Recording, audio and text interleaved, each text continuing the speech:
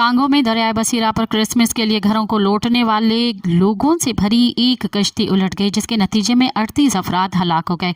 हुकाम और ऐनी शाहिदीन ने बताया कि शुमाल मशरकी कांगो में दरियाए बसीरा में वाक़या पेश आया और 100 से ज़ायद लापता होने की तस्दीक हो गई।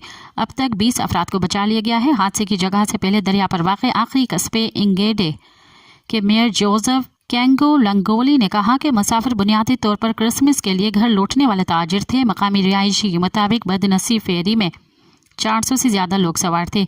इम्कान है कि हलाक होने वालों की तादाद में गैर मामूली इजाफा होगा। कांगो के हुकाम का मुतअद्दिद मरतबा ओवरलोडिंग कश्तियों के खिलाफ कार्रवाइयाँ करते रहे हैं और उन्होंने खबरदार किया था कि दरियाओं पर हिफाजती इकदाम के खिलाफ वर्जी करने वालों को सजा दी जाएगी। ताहम दूर दराज इलाकों में बहुत से लोग महदूद वसाइल के बायस पब्लिक ट्रांसपोर्ट के मुतहमिल नहीं हो सकते।